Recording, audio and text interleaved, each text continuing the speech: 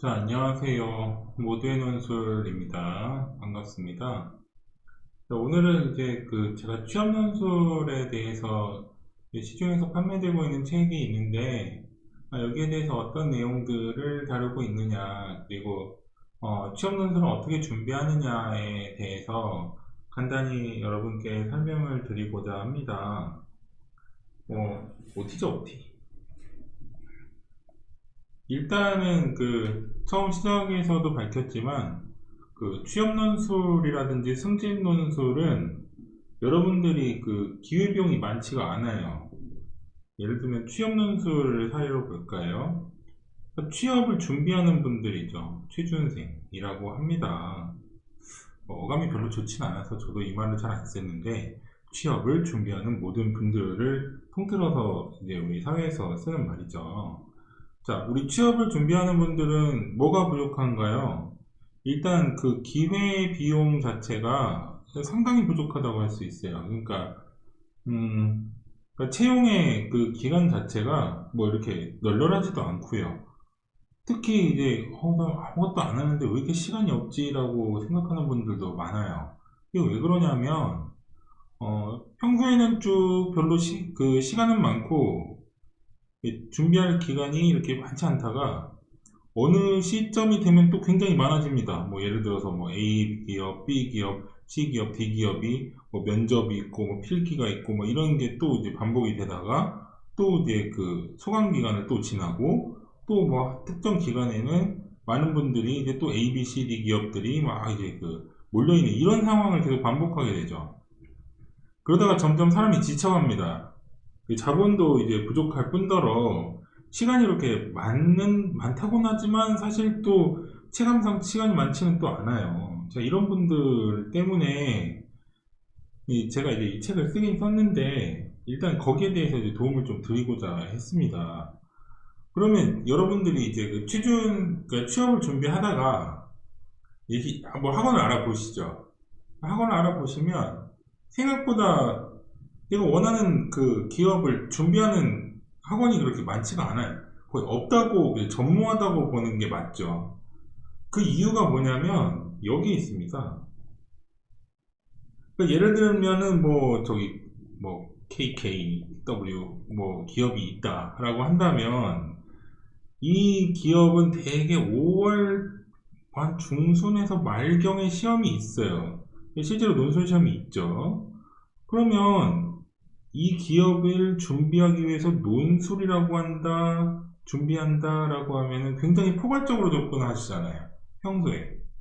포괄적으로 접근한다는 게 뭐냐면 전체적인 시사라든지 문화라든지 뭐 이 문화의 뭐 유형, 뭐 유행 등등 굉장히 포괄적인 주제에서 접근을 하다 보니까 논술이라고 하는 반이 형성이 되지 않을 뿐더러 이 기간이 된다고 하더라도 개설되는 강의는 거의 없습니다.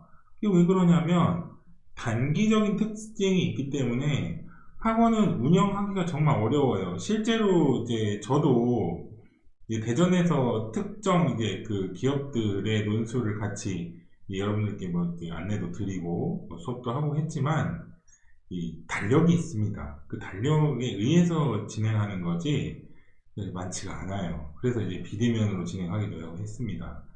그러니까 여러분들이 만일에 뭐 A 기업을 준비한다 라고 하는데 이 A 기업을 준비하는 클래스가 있는지 또 사실은 뭐 이렇게 분명하지가 않죠.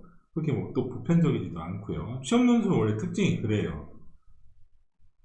그런데 이거는 조금 생각해 볼 필요가 있어요.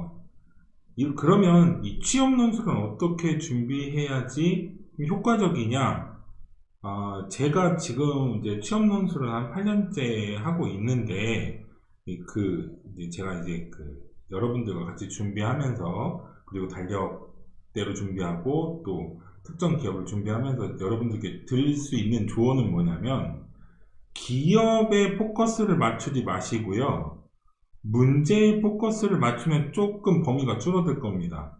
이게 뭐냐면 이 기업이 지금까지 냈던 문제가 뭐냐 보통 한번 풀어보시고 그 다음으로 바로 넘어가시는데 그렇게 하지 마시고 이 기업에서 예년간에 출제되었던 문제를 구하실 수도 있고 못 구하실 수도 있을 거예요. 그러면 못 구하는 경우라면은 최근의 논술 경향은 어떻고 최근의 논술 문제는 또 어떤 문제가 나왔는지를 좀 접근을 해 보셔야 되고, 두 번째로 이 기업의 홈페이지에 들어가 보시면요, 이 홈페이지의 카테고리에 최근의 동향이라든지 이 기업이 주로 활동했던 내역이 나와 있습니다. 이 정보가 충분히 공개가 되어 있어요. 그러면은 거기에서 하나의 주제를 잡으셔서 논술 문제로 나온다면 이 기업은 어떤 문제를 낼 것이냐를 예상을 해보시는 겁니다. 그러면은 경우의 수가 많아지지 않아요. 많아봐야 5문제, 적으면 2~3문제로 주제가 좁혀질 거예요. 그럼 그걸 준비하시면 되는 겁니다. 그러니까 내가 어떤 기업을 준비하든지 논술을 준비한다, 내가 원하는 기업은 논술을 보고 있다 라고 한다면 이 기업을 포괄적으로 혹은 이런 시사 문화 등등의 주제를 너무 포괄적으로 늘리지 마시고 이 문제가 요구하는 사항이 무엇인지, 최소한의 작년 문제는 어느 정도 구하실 수 있을 거예요. 왜냐면 이제 그 카페라든지 커뮤니티가 있으실 거기 때문에 그런 커뮤니티에서 작년 문제를 한번 보세요. 그리고 작년에 그 홈페이지 보도자료라든지 이 공개 자료를 통해서 어떻게 어떤 그 담화 중에서 이 문제가 나왔다의 그 출제 동향을 한번 보시는 겁니다. 그렇게 접근하셔야지 너무 포괄적으로 준비하시면 여러분들이 취업 논술하는데 좀 어렵다라는 조언은 좀 드릴 수 있을 것 같아요. 그리고 실제 도움이 되도록 이제 5년간의 이제 문제를 주로 썼는데 이게 이유가 있습니다. 그러니까 제가 이제 이 포스팅은 굉장히 많은데 뭐 블로그에도 있고 유튜브 내용에도 한 2번째 강의인가 제가 이 얘기를 했었어요. 이게 왜 그러냐면 2014년 이전의 문제는 사실은 참고하지 않는 것이 오히려 여러분들에게 도움이 될 거예요. 그 이유가 뭐냐면 15년에 들어서면서 취업 논술은 완전히 바뀝니다. 그러니까 모든 그 전형적인 논술 문제가 이제 정착이 됐거든요. 그래서 이제 거의 7년이 됐죠. 14년부터 변화가 생겼으니까. 그러다 보니까 여러분들이 구에서 풀어볼 문제는 12, 13, 14년도 문제는 거의 그 참고가 되지 않을 것이고, 물론 그 원형 문제를 저한테 보내주시면 제가 그거는 이제 최근 문제처럼 이제 변화는 해드릴 수 있어요. 이거는 제가 공개를 좀 해드릴게요. 개인 정보인데 제 블로그가 여기 있고, 이제 네이버죠. 네이버에서 모두의 논술을 접근하시면 될 수 있고, 이메일로 차라리 여러분들이 구한 그 13, 12, 14년도에 원형 문제를 저한테 보내주시면 제가 최근의 문제의 동향에 맞춰서 변화는 해드릴 수 있어요. 그러니까 최근 그 문제가 그러니까 옛날 그 주제로 나올 것 같은데 최근의 문제는 어떻게 나올지에 대해서 그 걱정이 되거나 아니면은 궁금하시면 언제든지 이 ICT, 그러니까 정보통신을 이용해서 좀 활용을 해보시는 게 좋을 것 같습니다. 자, 그리고 최근에는 이제 유형과 유행이 있어요. 그러니까 요즘은 어떤 유행을 따르냐면 둘 중 하나입니다. 첫 번째는 문제 자체가 자세한 문제가 출제가 돼요. 그러니까 문제의 길이가 한 3줄, 4줄 정도 가는 이런 문제가 활용이 되는 유형이고요. 두 번째는 제시문이 굉장히 많이 활용됩니다. 그러니까 여러분들에게 처음에 얘기 드렸던 이 시사 문화 이런 부분에 대해서 너무 포괄적으로 접근하지 마시라는 얘기가, 이 내용 자체가 제시문을 활용하는데 제시문으로 나오니까 이 제시문이 보기로 나오고 문제가 나오는 형식일 거예요. 이 둘 중 하나입니다. 최근에 그 발전된 논술 문제는. 그럼 여기에 여러분들이 활용해야 되는 지식적인 측면은 여기에 다 나와요. 물론 이제 칼럼이라든지 시사 정보를 좀 읽어보시는 건 굉장히 좋겠죠. 오피니언을 읽어본다든지 아니면 사설을 읽어봐서 기본적으로 글을 잘 쓰는 분들이 어떤 문장 구조를 쓰는지를 분석해보고 또 문장을 나눠보고 하는 건 굉장히 도움이 되는데, 여기에서 일단 여러분들이 활용해야 되는 지식은 제시가 됩니다. 그리고 문제를, 그러면은 이 지식을 바탕으로 문제를 푸는 방식은 어떠하냐. 그러니까 이 문제가 개요를 짜주고 이 개요에 의해서 이 지식적인 측면을 어디에 대입할 건지를 연습을 하시는 거죠. 그러니까 여러분 취업 논술을 준비하시는 분들은 기출문제를 바탕으로 최근의 문제를 먼저 풀어보시는 게 도움이 될 것이다. 그리고 그래도 모르겠다 라고 한다면 제 이메일로 문의를 주시면 제가 최근에 문제 동향으로 변환시켜 드리거나 조언은 드릴 수 있으니까 이 이메일 주소로 보내주시면 제가 도움 드릴 수 있겠습니다. 무료입니다. 금액을 받지 않아요, 이거는. 자, 일단 논술 문제는 최근에 유행이 있고, 그리고 최근에 이제 논술을 시험 보는 분들이 되게 뭐라고 하냐면 문제가 너무 어렵다는 거죠. 이거는 좀 여러분들의 의견이라든지 반응을 제가 그대로 100% 받아들이진 않아요. 왜냐하면 난이도 자체가 어려워지는 경우가 있죠. 실제로 그렇습니다. 왜냐하면 변별력을 가져야 되기 때문에 문제를 어렵게 내는 기업이라든지 조직도 있어요.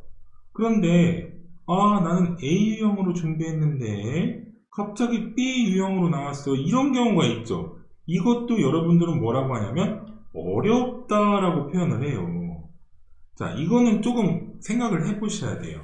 그러니까 내가 이 유형에 대해서 준비를 할 것이냐, 이 유형에 대해서 준비할 것이냐는 보통 이 작년 문제를 가장 참고하시는 게 제일 좋습니다. 너무 먼 문제를 하면 안 되겠죠. 그리고 여러분들이 제일 궁금해하는 거, 그럼 평가 기준은 어떤가요? 이거는 시간이 조금 걸리니까 제가 나중에 최근에 일반인이 썼던 분들 중에 합격하신 분이 계세요. 그래서 제가 이제 그분한테 처음에 썼던 답안지를 조금 제가 활용해도 될까요? 그래서 이제 동의를 구한 답안지를 가지고 제가 실제로 평가를 한번 해드릴게요. 왜 논술 문제를 100점 만점에 나는 30점밖에 못 받느냐, 아니면 나는 잘 쓴 것 같은데 왜 60점밖에 못 받느냐. 자, 이렇게 의견이 많으신데 이건 조금 생각이 필요합니다. 그래서 제가 따로 시간을 할애해 가지고 최근의 문제 답안지를 가지고 왜 어떻게 어떤 기준으로 평가하는지는 제가 포스팅 하도록 하겠습니다. 자, 여튼 이런 부분들이 좀 많죠. 원래 공부가 어렵다, 공부는 쉬웠다라고 하는 분들은 좀 많아도 실제로 글을 쓰는 게 쉬웠다라는 분들은 생각보다 적어요. 보통 이제 그게 기반이 돼야 되는데 그게 어떤 거냐면 발표문이라든지 아니면은 개인적인 칼럼이라든지 수필 등을 평소에 쓰시는 분들은 좀 접근이 빠릅니다. 그러니까 실제로 이제 수업이 한 2, 3주밖에 안 했는데 거의 완성 답안지를 쓰는 경우도 있어요. 그래서 그런 분들한테 한번 물어보죠. 어떻게 이렇게 금방 글을 잘 쓰시네요? 최근에 글쓰기는 보통 뭘 하셨나요? 라고 했을 때 보통 발표문이라든지 건의안이라든지 보고서에서 자기 의견이 작성되는 부분들을 써보신 분들이 대부분 잘 쓰십니다. 그래서 이제 논술 같은 경우는 최근에는 이제 트렌드가 있어요. 그러니까 예를 들면 2020년도에는 감염성 질병 코로나19가 발병하면서 비대면 패러다임이 사회적으로 이슈가 됐고, 그리고 비대면 패러다임으로 인해서 오프라인 상황의 사업이라든지 중소기업 혹은 소상공인들은 좀 위기가 되었고, 상대적으로 온라인이라든지 비대면 패러다임 자체를 적용하는 게 빠른 분들, 스마트 기기를 사용을 잘 하시는 분들은 좀 쉬웠다. 자, 이런 분들의 사회적 동향을 반영해서 문제가 나온다. 이런 거는 충분히 예상을 할 수가 있는 거죠. 그리고 일단은 최근 이 취업논술이라고 하는 거는 범위가 좀 넓죠. 그러다 보니까 너무 포괄적인 범위 안에서 이 회사, 내가 준비하는 기업은 어떤 유형으로 문제를 낸 것이냐라고 봤을 때 작년, 재작년, 혹은 작년 상반기, 하반기 등의 소스를 바탕으로 이걸 분석을 해보셔야 되는 거예요. 분석이라고 하는 거는 어떤 주제 중에서 이 회사는 이런 것을 굉장히 선호하더라 라든지, 아니면 이 주제를 선호하는 기업이더라, 이런 것들이 조금 이제 접근하기 쉬운 방식인데, 여기에서 기간과 투자 비용이라고 하는 게 뭐냐면, 보통 시험 날짜가 여기에 있는데 2주 전에 막 시작하는 분들도 계세요. 이런 분들 같은 경우는 아까 얘기 드렸듯이 보고서라든지 발표문 등을 평소에 잘 쓰시던 분들은 접근이 빠르시죠. 대신에 초등학교 때 일기 쓴 이후로 난 글쓰기라고는 한번 해본 적이 없다, 이런 분들은 2주 만에 접근하기는 좀 어려워요. 자, 이런 점이 있고요. 두 번째는 이제 여러분들이 이제 흔히 취업을 준비하면서 같은 목표를 갖고 있는 분들과 같이 스터디를 하십니다. 자, 스터디를 6개월, 7개월씩 하고 2주 전에 저랑 만나는 분들도 계세요. 그런데 이 스터디라고 하는 게 저는 이제 굉장히 긍정적으로 보거든요. 그런데 여기에 대해서 필수사항이 있습니다. 이게 뭐냐면, 스터디 1 중에서 합격하신 분들, 실제로 논술을 준비해서 좋은 점수를 받아보신 분들, 혹은 내가 지원하는 회사에 먼저 시험을 본 분이 있으면 굉장히 효과가 좋아요.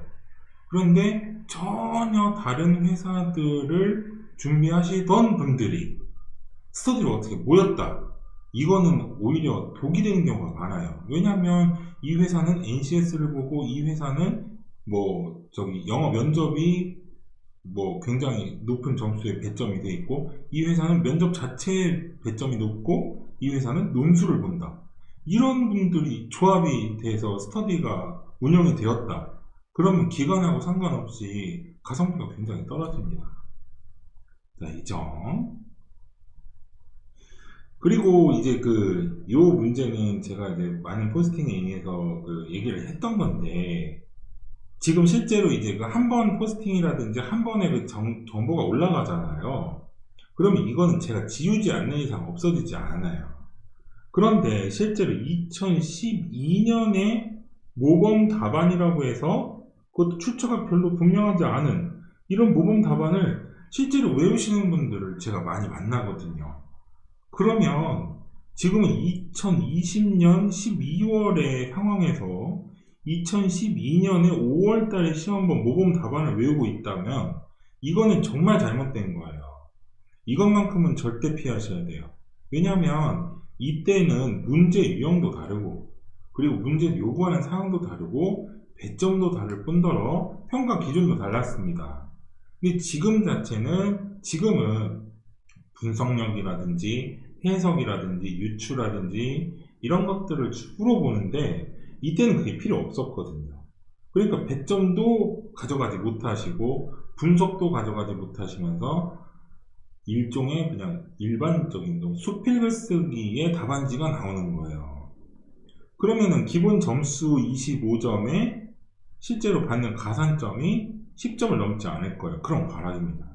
그러다 보니까 너무 오래된 답안지는 참고하지 않는 것, 그리고 옛날 답안지이면서 수필형 글쓰기가 되었다. 예를 들면 이 회사에서는 조직 문화라고 하는 주제로 시험을 냈는데 첫 문장이 몇 년생 어떤 대리가 입사했다 등등으로 시작하는 답안지가 실제로 지금 돌아다니거든요. 완전히 방향이 다른 답안지입니다. 그러니까 최근에 답안지, 최근의 해석 방식을 적용할 수 있는 것을 적용하셔야 실제로 매몰 비용이 줄어들 수 있다라는 내용입니다. 자, 그래서 최근 5년간 논술 문제가 어떻게 변화했느냐를 봤을 때 14년 이전에는 무엇을 평가했냐면 스스로의 필력, 이때는 뭐냐면요, 대입 논술, 그리고 취업 논술, 승진 논술이 전부 다 그냥 한 줄로 나왔습니다. 뭐뭐에 대해서 무엇을 논하시오, 이런 식으로요. 그러니까 이 자체가 굉장히 자유도가 높죠. 그러니까 글쓰기를 잘하시는 분들이 좋은 점수를 받았어요. 근데 지금은 달라요. 왜냐하면 여러 가지를 요구하기 때문에 요구 사항 자체가 굉장히 높아졌기 때문에 지금은 구성이라고 하는 건 뭐냐면 무엇을 몇 글자에 배정해서 서론에는 어떤 내용을 쓰고 본론에는 뭐 기승전결로 4단 구성을 해서 어떻게 쓰겠다. 이게 실제로 연습의 그 훈련에 과정이 좀 나와줘야 돼요. 답안지에. 아, 이분은 정말 연습 많이 했다. 이것을 전해주더라도 평타는 칠 수 있다는 얘기입니다. 그래서 예전에는 논리성 자체만 평가했지만 요즘의 문제는 문제가 무엇을 물어보는지에 대해서 파악을 하고 이것을 어떻게 이행하느냐를 평가를 하는 문제가 좀 높습니다.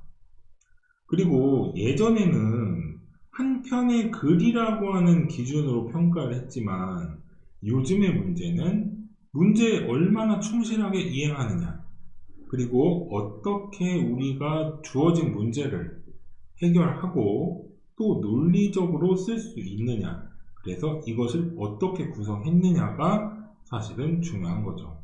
그러니까 실제로 예전의 문제 같은 경우는 한 편의 글이 잘 작성되면 되었어요.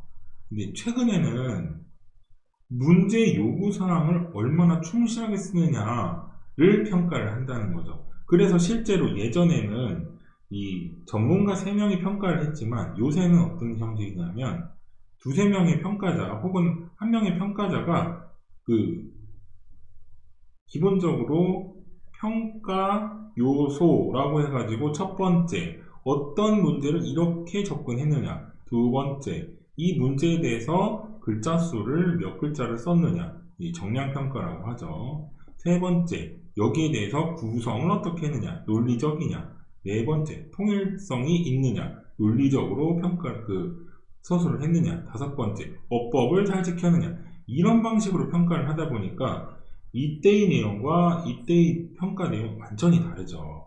그러다 보니까 우리가 최근의 동향에 맞춰서 준비를 해야 되는 겁니다. 그래서 이제 실제로 이제 예시를 들어드렸죠. 14년 문제에서는 어떤 거냐. 자, 평균 여성 급여가 이렇게 해당한다. 자, 이에 논하시오. 아주 간단하게 나오는 거예요. 최근에는 제시문이 나오고 다음 글을 읽고 자, 참고를 하라는 얘기죠. 육아휴직의 실효성에 대해서 서술하시오. 자, 여기에 대해서 내용이 나오고 이 내용에 대해서 무엇을 작성하는지가 출제가 되는 겁니다. 자, 이런 식으로 14년의 이전의 문제는 굉장히 좀 간단하다. 그리고 최근의 문제는 이렇게 좀 구체적으로 혹은 제시문이 제시되고 있다. 그리고 제시문이 안 된다면 이렇게 구체적인 문제가 나옵니다. 예를 들면 뭐 공유경제에 대한 긍정적인 면, 부정적인 면 모두 기술하라고 했으니까 공유경제가 주어가 되겠죠.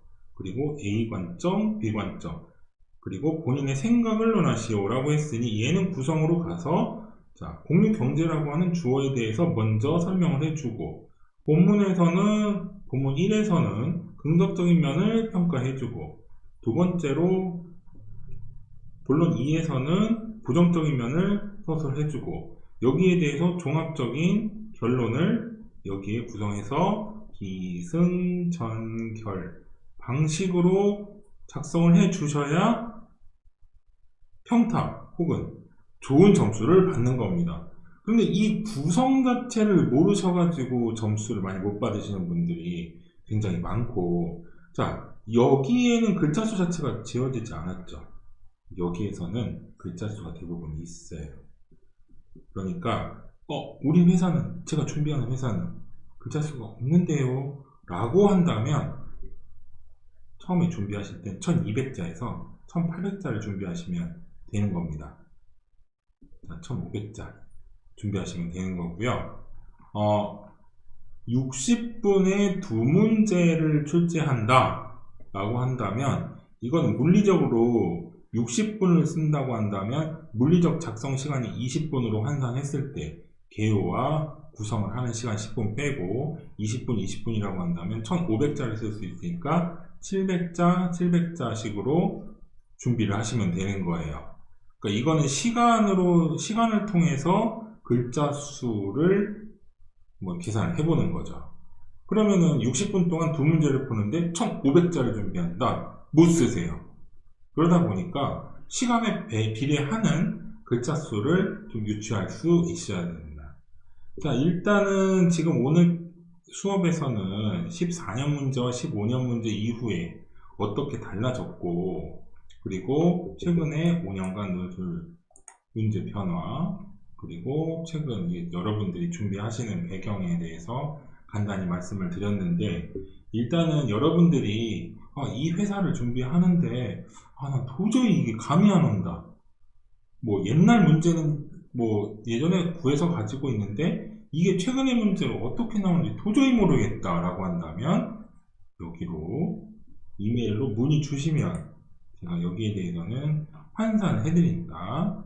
soga13@naver.com으로 문의 주셔도 괜찮겠습니다. 그러니까 옛날 문제가 있는데 이걸 변환시켜 주세요. 최근의 문제로. 이런 것들은 저한테 문의해 주시면 제가 이건 도움을 드리겠습니다. 자, 오늘은 여기까지 하겠습니다. 감사합니다.